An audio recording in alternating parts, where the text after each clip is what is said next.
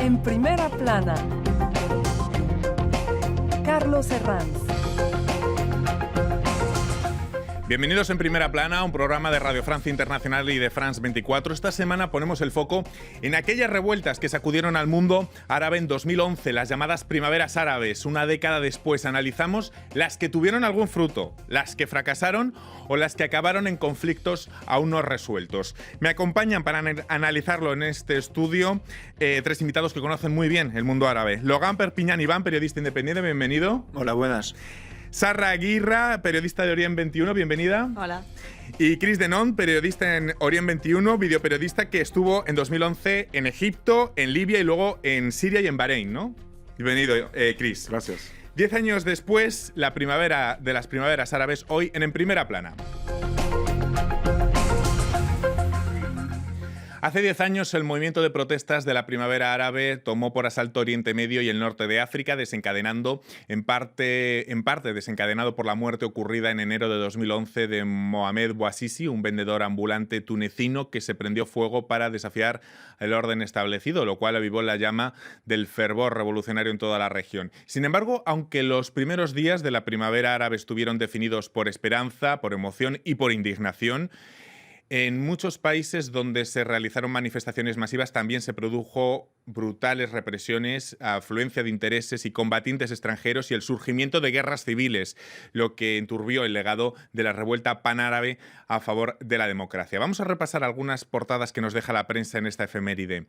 El diario Liberación, la esperanza confiscada 10 años después de las primaveras árabes. La Croix, Egipto, 10 años después, la protesta con perfil bajo. Dice el rotativo que a pesar de la férrea represión del régimen actual, la oposición sigue organizándose en redes sociales. Estas revueltas también han inspirado icónicas portadas históricas como esta que vende la revista Time, El mundo después de Gaddafi, simbolizando un desierto sobre el rostro semidecapitado del dictador de Libia. Bueno, 10 años después no podemos hacer un único balance, sino quizá varios balances según estemos hablando de un país o de otro. Pero de modo general, ¿qué cambió Logan en aquel 2011 para siempre? ¿Qué cambio subrayaría? En el mundo árabe cambió todo. Y bueno, desde 2011 muchas cosas cambiaron también. Es muy difícil ahora mismo de medir el éxito o el fracaso de este experimento. Fue una reconstrucción de sistemas políticos, de paisajes mediáticos, económicos, culturales y sociales. Y 10 años no son suficientes para decir si es un éxito o un fracaso. Pero si nos acercamos un poco de estos países, ahora se dibujan tres escenarios diferentes. El primero, el país que conoció una transición democrática, que es Túnez, otro, la vuelta al statu quo, que es Egipto o Bahrein, y los países que están dentro de una guerra infinita, Siria, Libia y Yemen. Sara, el legado es verdad que en aquellos momentos hubo mucha esperanza, hubo ilusión. No sé si ahora, con la vista atrás, desde la atalaya del tiempo, 10 años después, y viendo todo lo que ha pasado en esta década, tanto caos, tanto conflicto, no sé si el legado con el que enfrentamos este efeméride es más desolador, si recordamos aquella esperanza de entonces, o no, o hay algunos puntos... Sí, depende de los países, como lo ha dicho Laurent, pero también yo creo que el principal punto o la principal cosa que ha cambiado es la posibilidad de saber que el cambio es posible. Hay 10 años, las poblaciones, los pueblos en Túnez, en Egipto, en Libia, etcétera, no sabían que los regímenes de Ben Ali o Mubarak podían caer.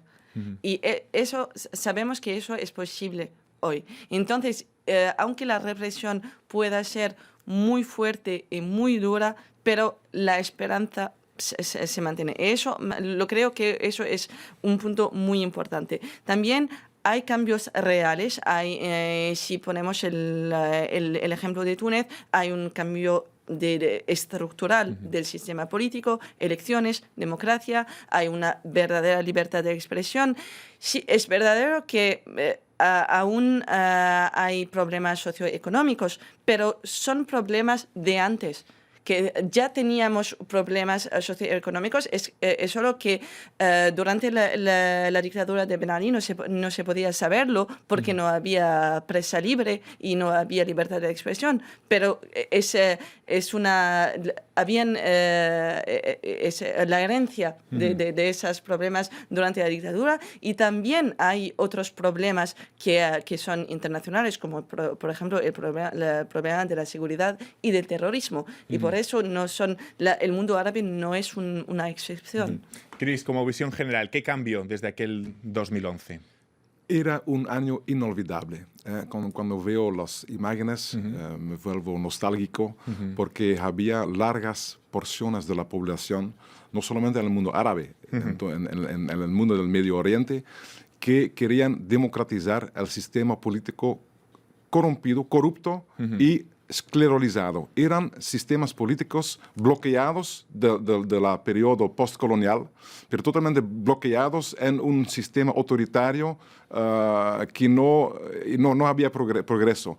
Y la gente se hicieron ellos mismos revolucionarios, aunque no hay realmente una revolución exitosa después. Pero un sistema totalmente esclerosado ha sido revolucionado por la movilización popular generalizada. Vamos a buscar puntos en común, porque si el punto de origen fue Túnez y si pudiésemos observar algunos hilos conductores en todas estas movilizaciones, aunque por supuesto los países son distintos, hablaríamos sobre todo de sociedades muy jóvenes y con muy poco futuro como punto de origen para todas estas movilizaciones. Logan. Claro, como se ve, Egipto tiene ahora 100 millones de habitantes y 60% de la población tiene menos de 30 años. En estas condiciones y con los problemas estructurales de estos países, es totalmente lógico que un día o el otro la sociedad se levanta y que deciden acabar con estos regímenes, que esta gente quiere un futuro. Es como la mayoría de los países del mundo, pero en el mundo árabe es un poco más complicado, porque están a veces aplastados entre poderes militares y también entre partidos islamistas, así que puede ser más complicado para ellos. Sara, Túnez fue la excepción un poco en cuanto a cambios democráticos que sí se han producido durante esta década, recordemos la Constitución de 2014, pero parece que esos cambios democráticos no se han visto plasmados en un futuro mejor para la población. Seguimos viendo desesperanza, seguimos viendo gente que sale a las calles, es decir, no se ha trasladado esa respuesta democrática a cambios sociales o económicos más profundos. Sí, bueno, hay varios problemas. Para lo que dijo Laurent a propósito de esas sociedades jóvenes, etcétera, hay un problema común. También es que son sociedades con problemas socioeconómicos, porque olvidamos que esas revoluciones son revoluciones que sucedieron por causa de problemas socioeconómicos, desempleo, pobreza, marginalización, etc. Entonces, los problemas principales no fueron para las primeras personas que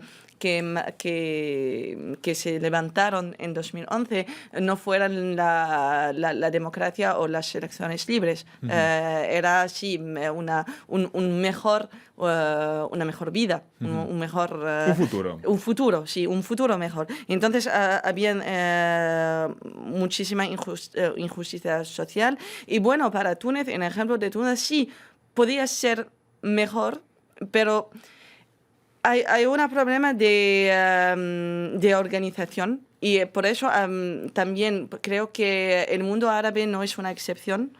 Es como en todo el mundo, no hay una verdadera organización con los partidos políticos, etcétera, no hay una verdadera estructura política, y entonces había sido, después de la revolución, un poco difícil para haber una vida política con partidos fuertes, para haber leyes fuertes y para contrarrestar la contrarrevolución y desarrollar con las temas socioeconómicas, etcétera.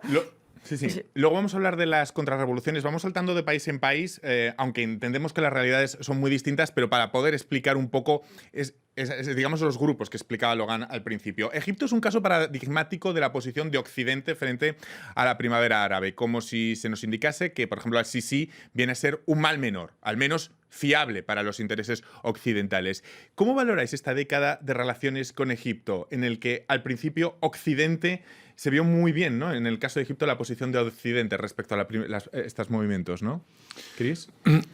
Ha sido una contrarrevolución, pero popular, sostenido por el pueblo. Una contrarrevolución, golpe de Estado popular, decimos, de Sisi, por el fracaso de Morsi, por diferentes razones.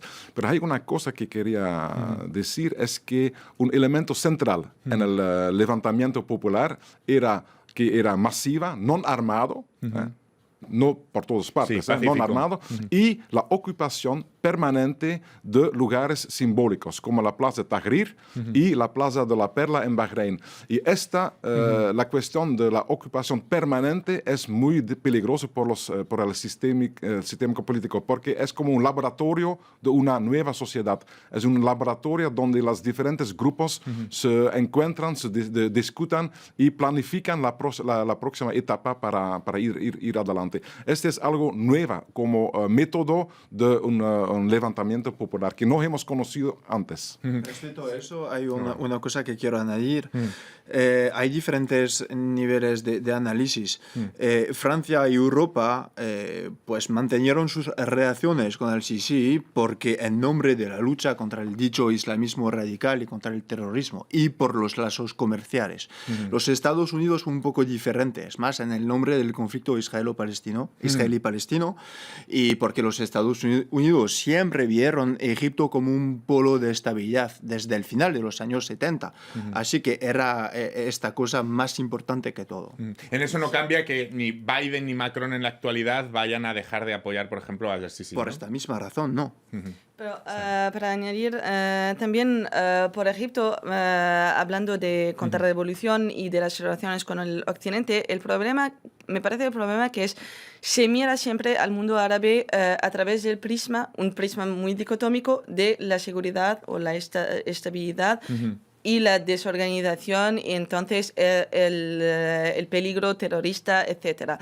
Y desgraciadamente eso sucedió a eso el apoyo a regímenes que el régimen de Sisi hoy en Egipto es mucho más peor que el régimen de Mubarak. Es una dictadura militar terrible, es horrible el nombre de los oponentes, de militantes de derechos humanos en el cárcel en Egipto. Es una situación terrible. Y entonces, no es solo el Occidente que apoyó a régimen así, pero también regímenes árabes como esos del Golfo, como Emiratos o Arabia Saudita, que apoyaron a Sisi para la misma razón de la estabilidad y la seguridad. ¿Dejamos algún argumento para vuelta de pausa? Hacemos una pequeña pausa y enseguida retomamos hablando de estos 10 años que se cumplen de las primaveras árabes hoy en Primera Plana.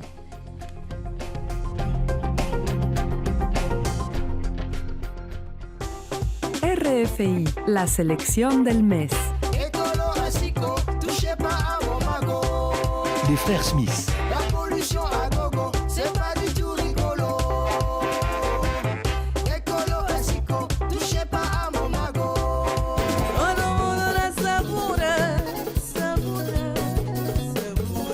Ondé Gamboa.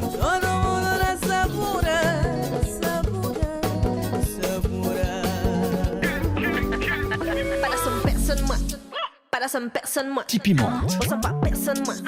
Garde le masque, reste au loin. Plus besoin de déguiser, fais plus moi la bise. Ce soir bêtisier, j'en fais comme ma guise. Pas la sans personne, moi. Plus la sans personne, moi. Défile seul dans le silence. Aujourd'hui j'ai tout le temps. Félixita. Tant fragile dans la ville immobile. Habitué à faire semblant. Décidément à jouer. RFI. Seguimos en Primera Plana de Radio Francia Internacional y de France 24 esta semana analizando los 10 años que se cumplen de las primaveras árabes con Chris Den Hont, Sara Guirra y Logan Perpignan. Estábamos hablando de los diferentes casos o grupos de países según han tenido un legado u otro a partir de aquellas revueltas de 2011. Tenemos casos también incluso de estados fallidos, que antes de la pausa no nos habíamos todavía referido a ellos. Por ejemplo, el caso de Yemen, de Libia, los que hay que añadir que Bashar al-Assad hoy en día respira más tranquilo en Siria. Son los tres ejemplos de, llamémoslo, invierno árabe, o los ejemplos de los que peor legado han tenido en de aquellas revueltas de 2011. Ahora, a mí no me gusta mucho la palabra invierno islamista porque da crédito a los discursos contrarrevolucionarios. Pues eso aparte, estos tres países... Pero bueno, interpretándolo como caos o conflicto, es decir... Sí, como conflicto, sí, pero tenemos tres ejemplos, Siria, Libia y Yemen, que hay puntos comunes, que son las injerencias geopolíticas, pero al final son tres casos totalmente diferentes. Yo hablaré más de Yemen y de Libia y dejaré Siria para mis colegas. Sobre el Yemen, ahora tenemos un país que está al borde de la hambruna, tenemos la milicia Houthis que controla una parte del país, hay ACPA, Al-Qaeda en la península arábica que está en otra parte del país, hay un movimiento separatista al sur. Y el país parece totalmente perdido. No sé si todavía se puede hablar de país. En Libia, para ser un poco optimista, en Libia ahora desde el 5 de febrero tiene un nuevo primer ministro que ha sido nombrado por el gobierno de Unión Nacional y de Sarraj y también por las fuerzas de Haftar. Pues para muchos libios es una esperanza, no sé si va a acabar bien o no, pero es una esperanza. Este nuevo primer ministro viene de Misrata, del este del país, y bueno, tiene relaciones con todas las partes del conflicto libio, también con los rusos y los turcos, que son actores de terreno ahí, y tiene que preparar nuevas elecciones para diciembre. Estos dos países siguen en el caos. Para el Yemen va a ser súper difícil dentro de unos años de salvar el país, pero Libia hay un poco de esperanza que nació últimamente. Sí, pero para los ejemplos de Siria y Libia hay un punto que me parece importante también, es que en esos países hay casi una confusión entre el régimen y el Estado. El Estado es el régimen. Entonces, no hay realmente, por ejemplo, especialmente en Libia, no hay instituciones.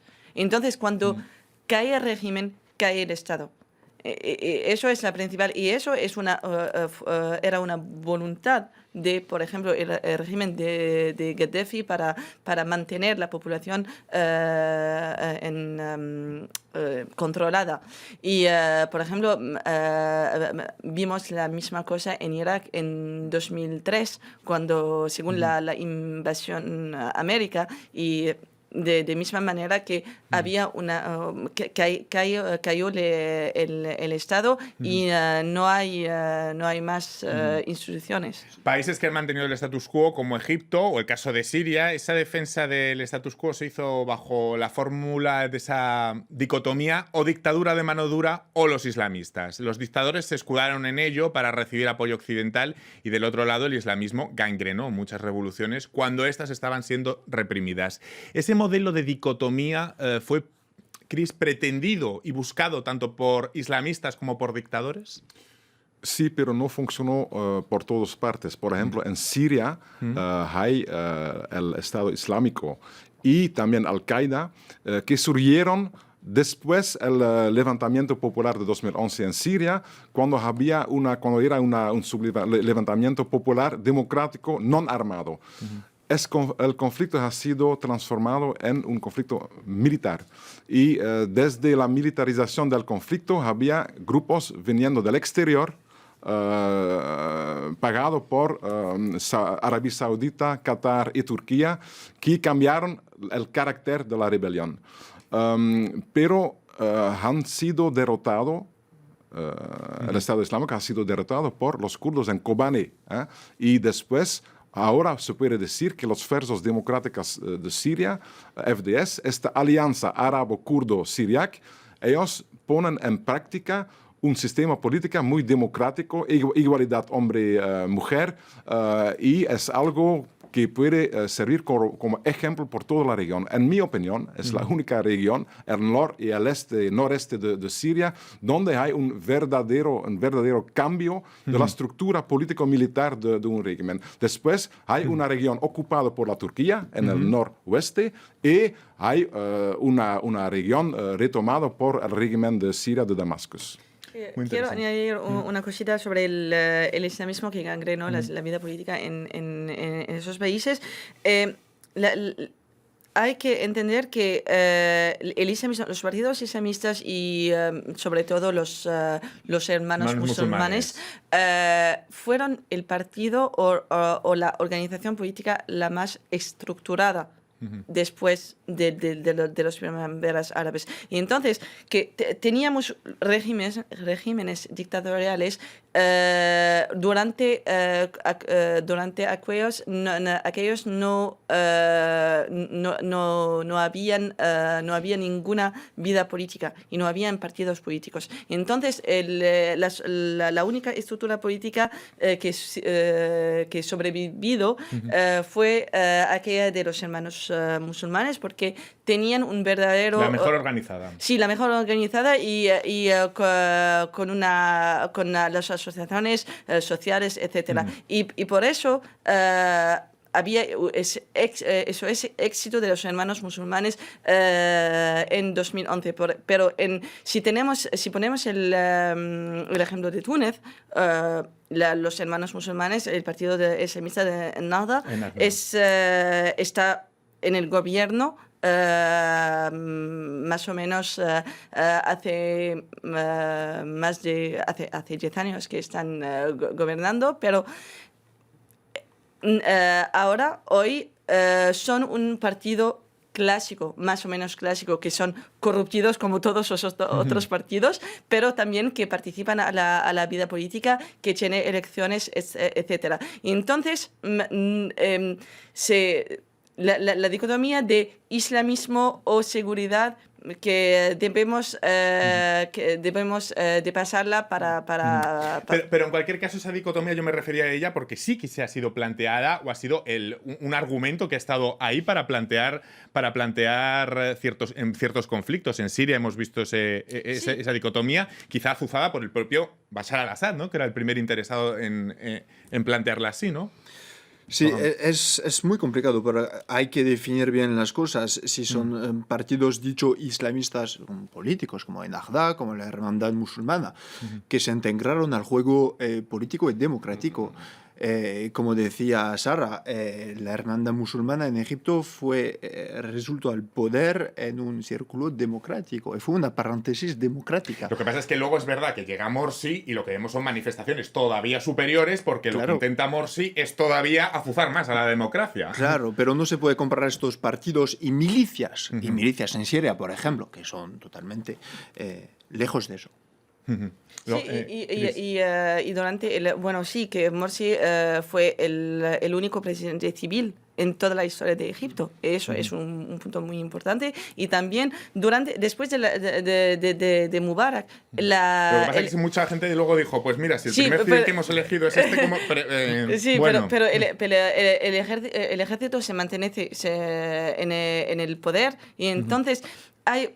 El problema con los hermanos musulmanes es que se sentían amenazados. Y entonces intentaron de controlar todas las instituciones. Vamos a avanzar con más cosas, porque si no nos centramos mucho en los hermanos musulmanes. No sé si la audiencia lo identifica excesivamente bien. Papel de la mujer, porque muchos dictadores de entonces no se imaginaron que las mujeres salieran en tal medida a las calles, ¿no? Sara. Sí, es lo que...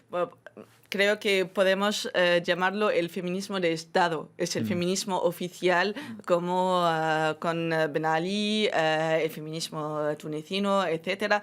Pero, bueno, en toda crisis social es verdadero que todas las minorías, lo siento, políticas, la situación va a ser muy complicada para ellos. Pero el mito de la situación, porque estaba mucho más seguridad durante la dictadura, es falso. Y Y también es solo que, como lo he dicho, había varios problemas que no lo sabíamos. Que no lo antes, sabíamos. Porque era una dictadura y bueno, hay muchos derechos, hay una lucha para muchos derechos hoy, por ejemplo, en Túnez, pero se puede luchar. Asistimos en la actualidad a un claro movimiento contrarrevolucionario con actores de peso como Arabia Saudita, las monarquías, las petromonarquías o el propio Egipto, una suma, digamos, de fuerzas contrarrevolucionarias que intentan mantener el status quo en la región, Chris. Claro que sí, hay que comparar, por ejemplo, en Siria, la región Afrin-Idlib, controlado por la Turquía, comparar con el noreste controlado por las fuerzas democráticas siriacas, como se dice Rojava. Ellos realmente pusieron en práctica una igualdad hombre-mujer, contrariamente en Afrin, donde es ocupado por la Turquía y por los mercenarios del Estado Islámico y otros grupos radicales como Al-Qaeda y Hayat Tahrir al-Sham. Ellos utilizan, ahí la mujer es asesinado, transformado en esclavo, transferido en Libia. Hay informes sobre esto. Entonces, realmente la práctica política en el noreste de Siria es muy distinta. También otra cosa, lo que he visto en Bahrein, donde toda la gente son musulmanes, era un levantamiento popular de chiitos, como mayoría del país, contra un sistema sunita. No era un conflicto confesional, no era solamente religioso, era un conflicto para obtener una democracia real contra un califato, contra una dinastía del califa. Entonces... Es que me quedo ya sin tiempo, lo siento muchísimo porque ya se me va la hora. Ha sido un placer tenerlos a ustedes hoy con nosotros hablando de estos 10 años que se cumplen de las revueltas de aquel 2011 en el mundo árabe. Muchísimas gracias a todos ustedes, hasta la próxima semana en Primera Plana.